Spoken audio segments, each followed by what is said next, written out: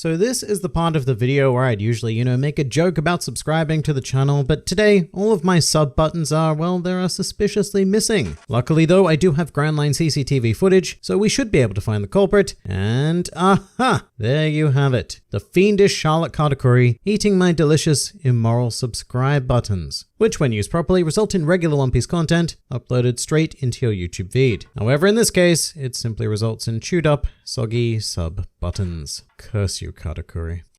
Hello and welcome to the Grand Line Review, your source for everything One Piece, and more specifically, welcome to another One Piece battle, where we take two characters from this vast series and pit them together in a hypothetical match and do our best to determine a winner as objectively as possible by examining and awarding points for the following criteria: strength, speed, durability, haki, individual fighting styles, intelligence, devil fruits, and other miscellaneous notes. And for today, we have two incredibly powerhouse figures to examine. First up being the second son of one of the four emperors, or I guess I should more accurately say one of the three second sons, but Charlotte Katakuri is the de facto figurehead of the Big Mom Pirates, widely respected by siblings and crewmates alike, with a reputation not only for never having lost in combat, but also for being so perfect that his back has never even touched the ground. And of course, both of these myths would be dispelled when going up against a certain Monkey D. Luffy, but let's see if Katakuri can keep his win-loss ratio tight here today. Because going up against him, we have a figure known as the Heavenly Demon, with a huge list of former credits to his name as a former world noble, a former warlord of the sea, and the former king of Dressrosa, Don Quixote Doflamingo. This man also acts as the captain of the Don Quixote Pirates, or former captain, which were a notorious presence in the underworld of One Piece. And at the height of his power, he had connections and influence comparable to that of an emperor of the sea. Now, just like Katakuri, Doflamingo also fell victim to the dastardly straw-hatted Monkey D. Luffy, so he's also in search of some redemption here today. And with that out of the way, let us commence the battle. So let's begin with the bread and butter that is strength, and these guys both quite easily fall into the category of superhuman. Doflamingo is somewhat difficult to assess though, because he spends most of his time in combat making use of his devil fruit abilities and really doesn't engage a lot in purely physical combat. So in the interest of fairness, we do need to examine the strength of his strings, which are pretty damn incredible and nigh on indestructible, because even figures like Zoro and Fujitora were unable to dispel them. And not only that, but the sharpness of said strings make them incredibly destructive and seem able to slice through anything except sea stone or something haki imbued, but anything else, it will go through it as if it were pre-warmed butter. As for Katakuri, he's much easier to judge as an incredible powerhouse who is more than capable of dishing out anything that Luffy can. And in fact, Katakuri has been empirically proven to be overwhelmingly more powerful in every aspect that isn't Gear 4th bound man, that is. However, one great measure of Katakuri's strength actually comes from his most minor attacks, which is that he has the power to casually flick a jelly bean with force greater than that of a bullet. And the fact that the tiniest movement of a minute fraction of his body can produce such a deadly force is what tips me over the edge with him in terms of the strength category, because it's a modest statement of what the rest of his godlike physique is capable of. So look, this category was closer than I thought it might be, but it will be going to Katakuri. Moving to speed, and I think the greatest indicator we have of this in regards to Katakuri is that he was not only able to keep up with, but show a superior agility to the speed of Carrot, who is pretty insanely agile, enough to get the better of Zoro in an initial confrontation anyway. Furthermore, Katakuri was also able to keep up with a Snake Man Luffy form. Meanwhile, Doflamingo is superbly agile and nimble, but the fact is that he was completely dominated by Luffy in Bound Man form, not even Snake Man. And it had a lot less to do with power than it did with speed. It was only Luffy's speed that allowed him to get in those hits, and Doflamingo couldn't keep up. So naturally, that is telling that he would also not be able to keep up with the speed of Katakuri, rather sadly for the Heavenly Demon, as he now sits at a score of 0-2. Now here's a very intriguing category, durability, and given the slugfest that was Luffy versus Katakuri, it would be very tempting to hand this category to the Sweet Commander, but I would stop and heavily question that, because here's the thing about Katakuri. For 99% of that fight, it involved Katakuri slaughtering Luffy and taking next to no damage. As soon as he began taking damage, he was worn down at an incredibly quick rate. That is the curse of Katakuri. He is such a proficient and efficient fighter who focuses on not getting hit that he just isn't familiar with the concept of tanking mass amounts of damage. However, I would be remiss not to mention that he did take multiple Gear 4th attacks, and he did impale himself with his own trident, so he certainly is not to be taken lightly at all. But looking at Doflamingo, this man's durability is actually kind of absurd. This is a guy whose internal organs can be obliterated by an attack from Trafalgar Law, and he can just shake that off, largely in part thanks to his devil fruit, which provides an intriguing sense of string regeneration. And not only that, but Doflamingo also casually embraced multiple Gear 4th attacks, and in fact there was even an instance where Doflamingo was able to use his spiderweb defense to just flat out neutralize a haki-infused Gear 3rd punch, which is actually pretty maddening to think about. And what it took was a King Kong gun to knock him down for good. So this might be a controversial thought, but I honestly believe that in terms of sheer durability, Doflamingo is your guy. Alright, so Haki is a fun one because Katakuri and Doflamingo are very rare characters in this world who can utilize observation, armament, and most importantly, Conqueror's Haki. So expect another epic clash of kings in that regard, but it would leave us more or less even, so we do have to move to the other aspects. And this is kind of difficult to say because Doflamingo is one of the more top tier Haki users in the One Piece world, but then again, Katakuri is just on an entirely different level. First of all, let's pull the obvious out and point to the fact that Katakuri can use Future Sight, an invocation of observation Haki, which is a phenomenal advantage, but he's also been shown to be a far more proficient or at least creative user of armament Haki. So rather simply, if it comes down to a battle of Haki, Katakuri is cleaning up here, no worries. So now we have the funky devil fruit category, and rather excitingly, both of our combatants today are awakened paramecia users. So this is a clash unlike anything we would have seen in the series actually, and it's hard to tell exactly how that would play out because both Doflamingo and Katakuri can change their environment into string and mochi respectively. So I don't see the concept of awakening giving either candidate any particular advantage as a result. And that's a shame for Mr. Flamingo because without that advantage, I think he is simply outclassed here. The main problem is that Doflamingo is up against a special paramecia, and Katakuri in conjunction with Future Sight can mimic the effect of a Logia fruit, meaning that Doflamingo is very unlikely to ever actually hit Katakuri with a string-based attack. He'll just predict it and manipulate his body to avoid it, because if he can do it with bullets, then he can do it with string. What I will grant Doflamingo is that his Ito Ito no Mi comes with a greater benefit of maneuverability, because it has been established that Doflamingo can more or less use it to Spider-Man his way around town, which is certainly something, but this is still a bad matchup for him in terms of Devil Fruit alone, and so this is once again going to go to the beast that is Katakuri. Now let's get into a bit more depth into individual combative styles, and it's fair to say that Doflamingo is primarily a distance fighter. He doesn't generally get up close, and he prefers to let his strings do the work, which is fine because they are stupidly powerful. So in regards to dealing with Doflamingo, one either needs to match him in ranged combat, or be so proficient that you can get up close to him. And luckily for Katakuri, he can very much do both. He has an array of ranged options, one of which is the Jelly Bean Flick that I've already mentioned. However, I will mostly dismiss that because it relies on a finite amount of ammo, and I don't think that the damage is such that it would have any real impact on Doflamingo. But Katakuri can also use his mochi to create disembodied limbs to fight him from a distance, which is a nice way to adapt his brawling style to ranged combat. And with his Devil Fruit providing an incredible immunity to strings, and even if he doesn't use it, Haki is still a thing, I feel like Katakuri is superior in terms of fighting style because he is exceptionally dangerous at both close and long range, whilst Doflamingo is only particularly effective in a long range sense.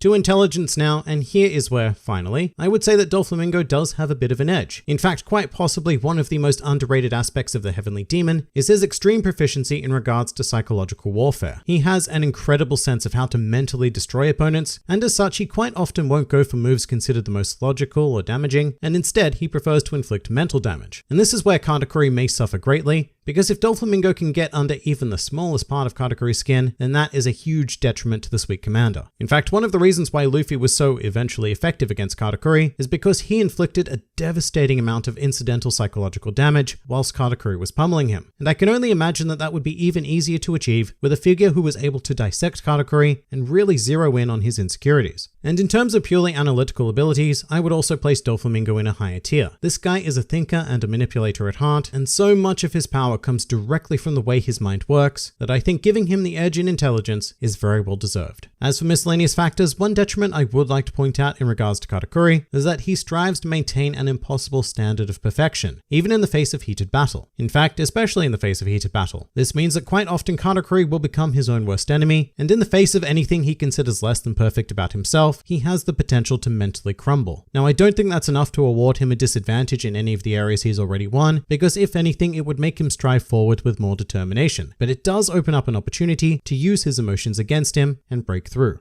Meanwhile, Doflamingo also has an incredible detriment, which is his sheer arrogance. I will maintain until the end of my days that Doflamingo should not have lost the conflict on Dressrosa. But he did because in key moments, he made the wrong decision, not even stopping to consider that the consequences could be anything less than completely in his favor. He is a man who has always had things go his way, and that means that he will sometimes even purposely make mistakes, even when up against an opponent of Katakuri's level. So let's get to the conclusion, and I think it's pretty clear by now that Charlotte Katakuri has emerged victorious with an incredible 5 points, clearly winning in the categories of strength, speed, haki, devil fruit, and individual fighting style. Meanwhile, our runner-up and/or loser, Doflamingo, has had a bit of a sad time here today, only managing to pick up durability and intelligence for a total of 2 points. But I honestly think that's far more than much of the fanbase would have expected, and I do need to emphasize that Doflamingo is a true force to be reckoned with. He was just very unlucky being pit against one of the greatest fighters that One Piece has ever displayed. So congratulations on your win, Mr. Sweet Commander Charlotte Katakuri.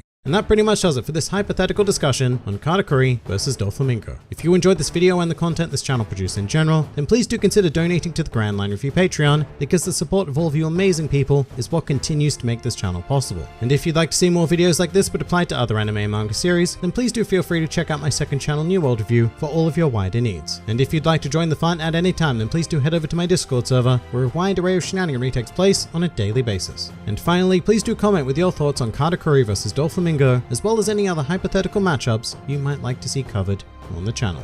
This has been the Grand Line Review, and I'll see you next time.